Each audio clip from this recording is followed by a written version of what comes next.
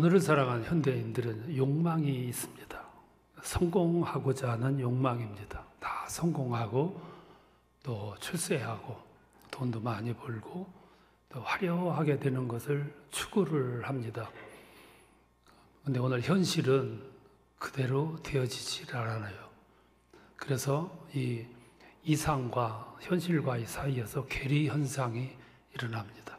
그 괴리 현상이 뭐냐면 마음의 실망감, 또 마음속에 상실감, 또 더 나아가서 실패감, 또 어쩌면 그것이 자괴감으로 이렇게 자신에게로 되돌아올 수도 있어요. 그래서 사람들이 고민하지요. 의기소침하게 되고 정신적으로 우울하게 되고 그렇습니다. 근데 이것들을 그때그때마다 잘 해소를 하게 되면 문제가 없는데 놔두게 되면 쌓이게 되는 거죠. 쌓이게 되는 것이 문제입니다. 그래서 이 우울감이 커지게 되면 우울증으로 발전을 하게 되죠. 오늘 현대인들에게 가장 까다로운 병이 두 가지가 있습니다. 몸이 아프고 그러면 수술하면 좋은데 수술도 안 되는 병이 두 가지예요. 하나는 불면증입니다. 잠을 잘 수가 없어요. 그래서 세계 인구 1억 명이 매일같이 약을 먹지 않으면 잠을 일 수 없는 사람들이 그렇게 많다고 그래요. 또 하나가 우울증입니다. 지금 전 인류 10%가 이 우울증으로 인해서 치료를 받고 있다고 그래요. 지난해 우리나라에서도 100만 명이 우울증 치료를 받았다고 그래요. 그리고 17만 명의 젊은이들도 우울증 치료를 받았다고 그럽니다. 근데 여기 통계에 잡히지 않은 사람까지 포함하면 뭐 굉장히 많겠죠. 이게 가장 까다로운 질병이에요. 여성들은 남성에 비해서 우울증 앓는 비율이 배나 더 많다고 그래요. 여성들이 취약점이 있다는 얘기죠. 그 원인을 보면 여러 가지가 있겠습니다만은 그 원인은 현실에 대한 불만족이 원인일 거고 또 하나는 미래에 대한 불안, 불투명하잖아요.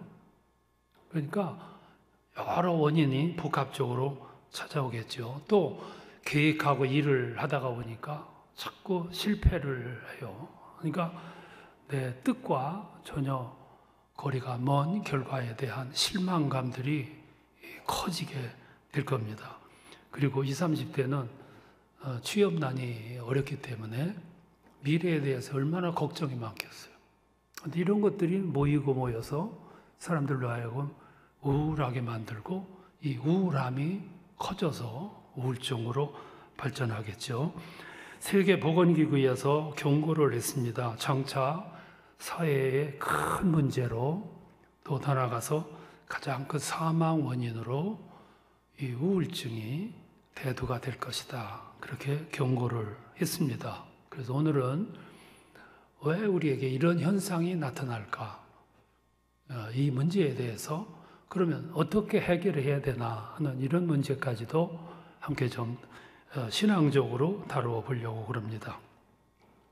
오늘 읽을 말씀은 여러분들 여러 번 읽은 말씀이에요. 그런데 오늘은 그 말씀을 조금 색다른 또 다른 각도에서 살펴보려고 그래요. 그렇게 색다른 시각으로 이 본문을 보면 고향을 향해서 내려가는 두 제자의 모습이 나오는데 이 두 제자의 모습이 우울증 현상을 가지고 있어요. 예수님이 십자가에서 죽었습니다. 무덤에 붙였어요. 그리고 나서 이 두 제자가 고향으로 내려가고 있어요. 고향은 참 좋은 곳이잖아요. 근데 이 두 제자의 모습은 굉장히 괴로운 상태로 내려가요. 힘이 없어. 지친 모습으로. 그래서 고향 그 엠마오라고 하는 곳으로 두 제자가 낙향을 하고 있는데 이 두 제자의 현실의 모습은 굉장히 심리 상태가 불안해요.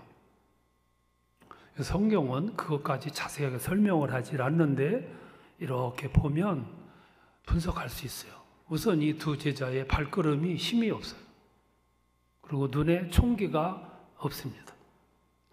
마음의 기쁨이 상실된 채 있고 정신은 꺼질 듯. 이게 지금 만사가 귀찮은 거예요. 그애들의 모습은 패배자의 모습이고 자포자기한 모습.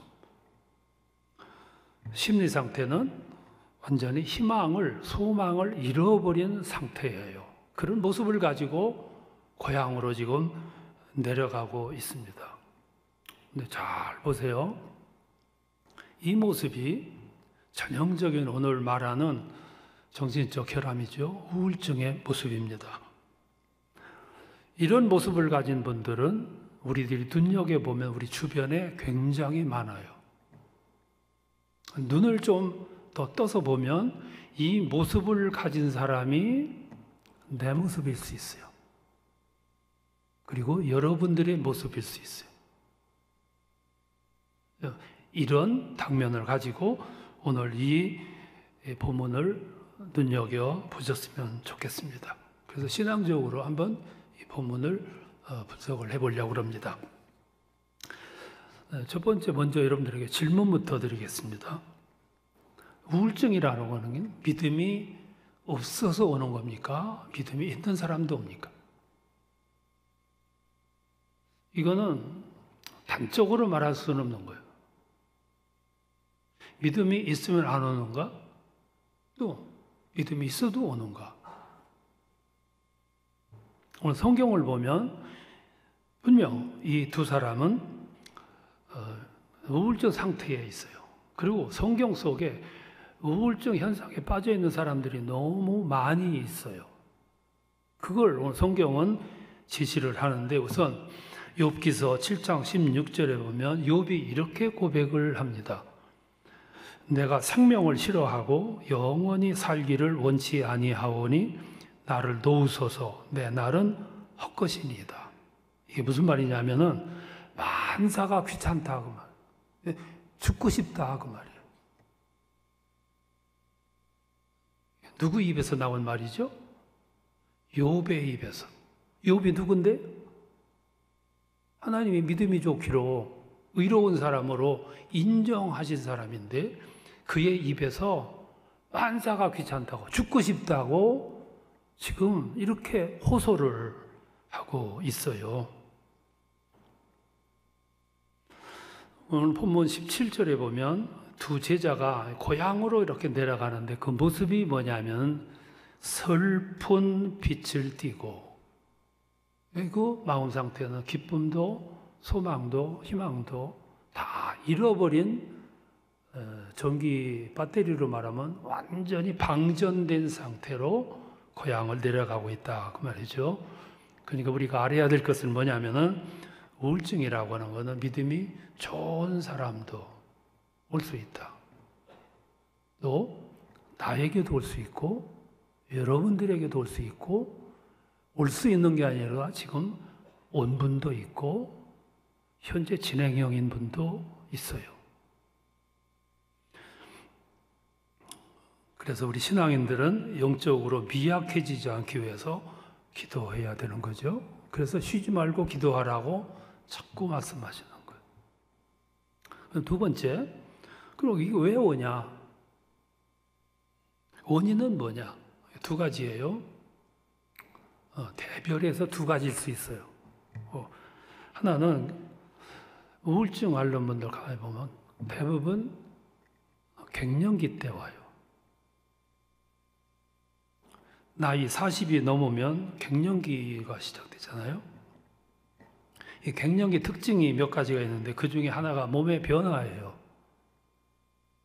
몸에 변화가 일어나죠. 신진대사가 원활하지 않기 때문에 여러 가지 변형된 정신적 생각, 마음 이런 것들이 와. 이것들이 복합적으로 우울증으로 발전을 하겠죠. 또 하나 원인이 있다면 상실감에서 와요. 대부분의 우울증은 상실감에서 옵니다.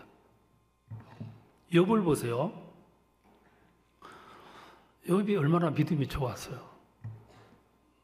근데 지금 죽고 싶다고 호소하고 있어요. 왜 그러냐면 상실감 때문에. 다 잃어버렸잖아요. 자식들도, 그만둔 재산도, 건강도, 곁에 있던 아내도 다 잃어버렸어. 근데 결정적인 거는 하나님도 나를 모른 척하세요. 나는 죽겠는데, 나는 지금 죽고 싶은데 하나님도 아무런 반응이, 계시가, 음성이 없어요. 그때 무슨 마음이 들었냐면, 아, 하나님도 나를 버리셨구나. 그러니까 지금 욥이 붙잡고 늘어질 근거가 아무것도 없는 거예요. 그러니까 정신적 침체, 우울증으로 빠지는 거죠. 그러니까 죽고 싶다고 탄식을 하는 거예요. 천하의 욥이. 열왕기상 19장에 보면 엘리야가 나와요. 엘리야가 엊그제 이방 선지자 850명하고 통쾌하게 대결을 해서 이겼어. 얼마나 신났습니까? 혼자서. 근데 그렇게 승리하고 나서 경계를 게을리하지 말아야 되는데 승리에 취했어요. 그 순간 방심을 했습니다. 마음이 들떴어. 흥분을 했고, 그래서 무방비 상태에 있습니다. 그때 이세벨이 무서운 통보를 해요. 내일 이맘때가 되면 네 운명도 저 사람들과 같이 될 것이다. 그리고 이 여인이 무서운 한을 품고 이를 갈아요. 여러분, 이 여인이 이를 갈면 어떤 현상이 벌어지겠어요? 그 순간 엘리야가 허를 찔려. 무방비 상태에서 허를 찔려. 갑자기 두려움이 엄습해 와요. 순간 의기가 꺾여버려요. 도망가죠. 어디로 도망갔냐면 국경을 넘어서 남한국 땅 부엘세바로, 거기서 55km 떨어진 곳으로. 그때 당시 사람들의 하루 길을 40km로 봤어요. 근데 단숨에 55km로 도망가요. 얼마나 다급했다는 얘기예요. 그냥 황급하게 더 멀리 부엘세바까지, 거기 가서 로뎀나무 아래에 주저앉아가지고 탄식하잖아요. 죽여달라고. 나를 죽여주소서. 천하의 엘리야가 왜 이렇게 됐냐면 그것도 상실감.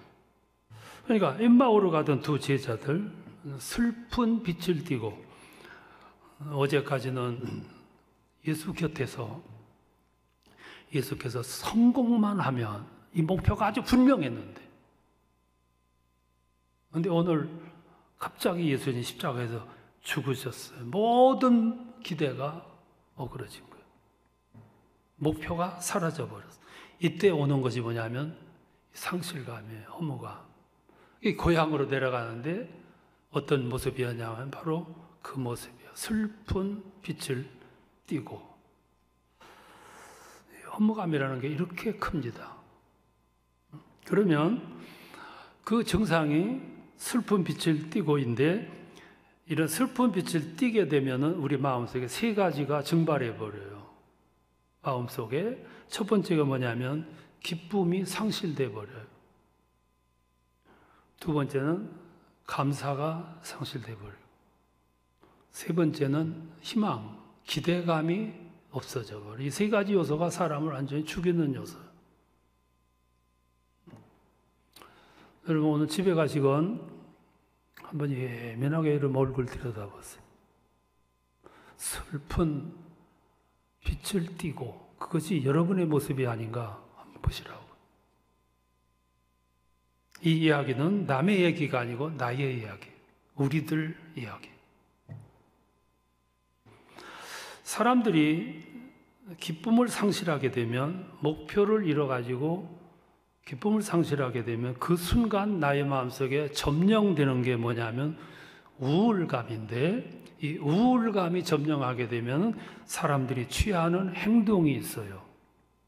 그게 뭐냐면은 자기를 자기 안에 가둬버리는 거예요. 이게 무서운 거죠. 그래서 이 우울감에 빠진 사람들은 밖에 안 나가요.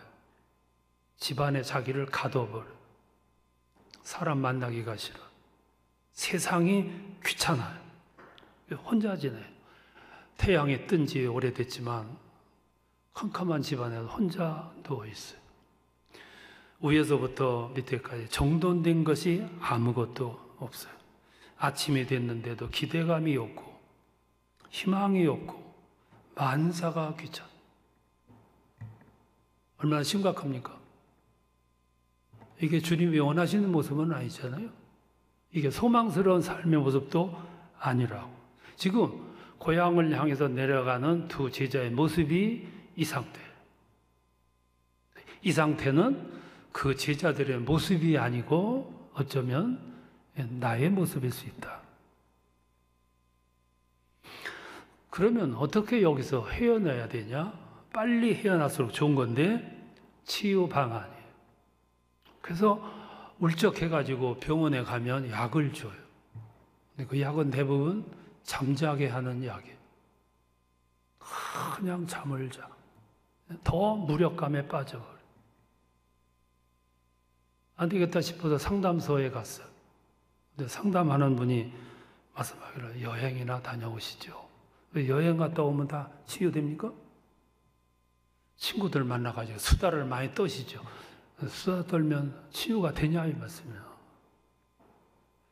그래서 우리는 궁극적으로 가장 좋은 치료 방법을 발견을 해야 되는데 그 치료 방법이 오늘 본문에 나와 있어요. 여기서 두 가지를 제시해요. 이 두 가지가 가장 좋은 치료약이에요. 그 약뿐만 아니라 우리를 흥분하게 만들고 우리를 소망에 넘치도록 만드는 약이에요. 이게 두 가지인데 그 중에 하나가 뭐냐면 잃어버린 목표를 재발견하는 거예요. 빨리 목표를 재발견해요. 지금 엠마오로 두 제자가 가고 있어요. 가고 있다가 어느 순간 가던 길을 멈춰서 다시 예루살렘으로 가는데 그냥 간 것이 아니라 흥분된 발걸음으로 뛰어가요. 왜 그렇게 됐냐 하면은 고향으로 가는데 어떤 사람이 도중에 끼어들었어. 그래서 재미있게 얘기를 하는데 나중에 눈이 띄어서 보니까 그게 부활하신 주님이었어요.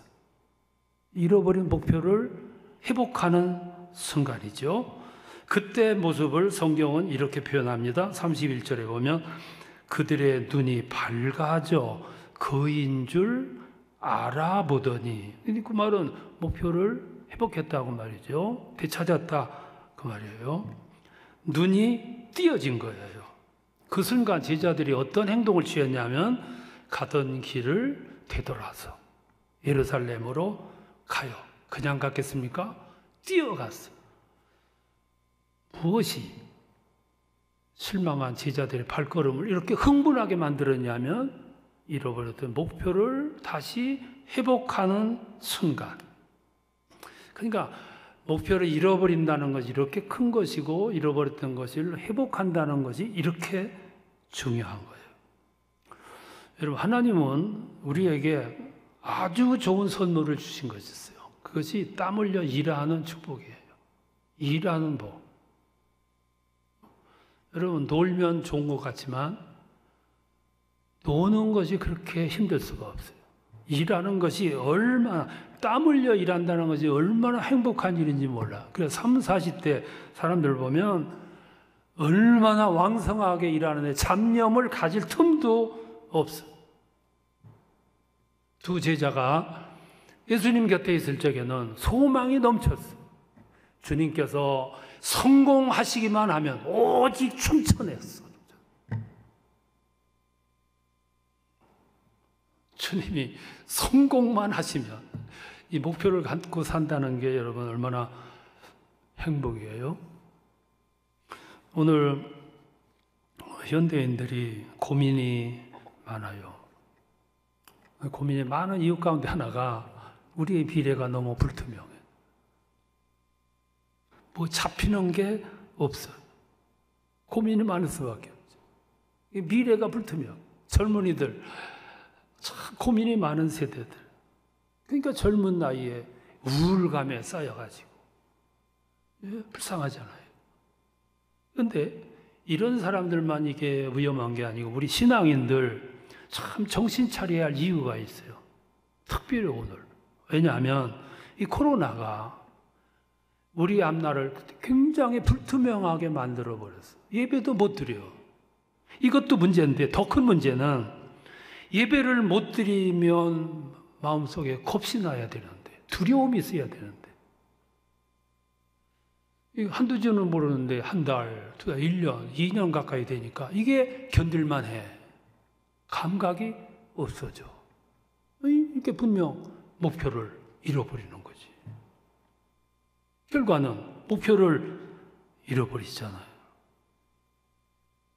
여러분, 다 얻고 우리의 목표 되시는 예수 잃어버리면 뭐가 남는데? 이게 가장 위험한 거지.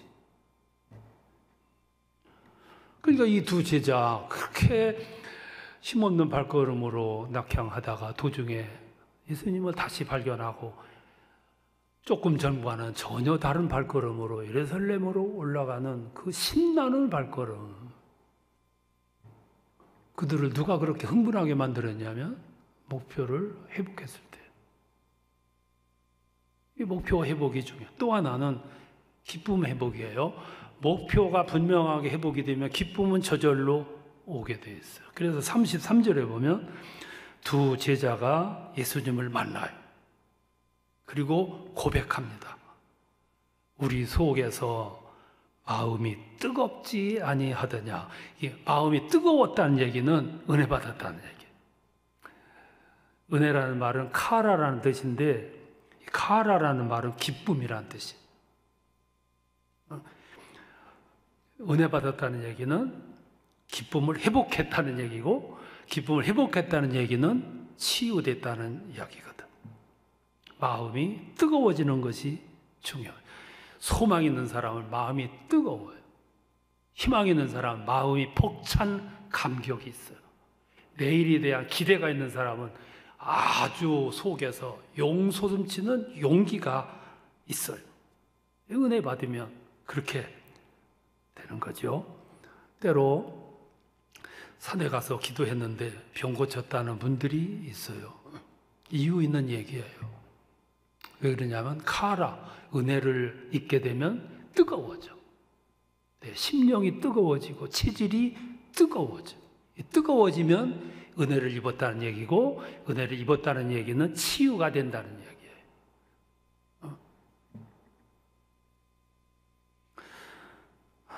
우리 신앙인들이 살아가면서 꼭 두 가지 염두에 두셔야 돼요. 꼭 회복할 것이 두 가지. 그 중에 하나가 목표를 회복하는 거예요.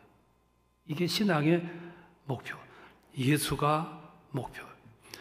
예수는 우리들이 끝까지 잃어버리지 아니할 목표예요. 예수 잃어버리면 다 잃어버리는 거예요. 그래서 히브리서 12장에 보면 믿음의 주요 온전케 하시는 예수를 바라보자 그랬어요. 그 목표를 회복하게 되면 따라오는 게 있어요. 그게 기쁨이 회복되는 거예요. 여러분, 사람들 가운데 가장 큰 병이 뭐냐면 내 마음속에서 기쁨을 잃어버리는 거예요. 기쁨을 잃어버리면 어둠이 오겠죠. 빛이 꺼지면 어둠이 오듯이 기쁨이 상실되면 곧바로 우울함이 점령하겠죠. 그 인생 여러분 되돌아보세요. 어떤 모습일까요? 우리는 아무것도 없으되, 환경적으로는 변화된 것이 아무것도 없으되 나의 마음을 여전히 흥분하게 하고 흥분된 발걸음으로 걷게 하시는 근본적인 것을 회복해야 해요. 그게 내 주 예수. 그 예수께서 내 안에 계시고 나와 함께 계시는 겁니다. 두 제자는 그걸 깨닫고 돌아가요. 왜 돌아가냐? 내가 만난 예수를 전하기 위해서. 돌아갈 때 흥분해서 뛰어가는 제자들의 두 모습, 나는 그것이 여러분들의 모습이 되시기를 축원합니다. 거기에 길이 있고 뜻이 있고 소망이 있습니다. 주의 은혜가 충만하시기를 축원합니다.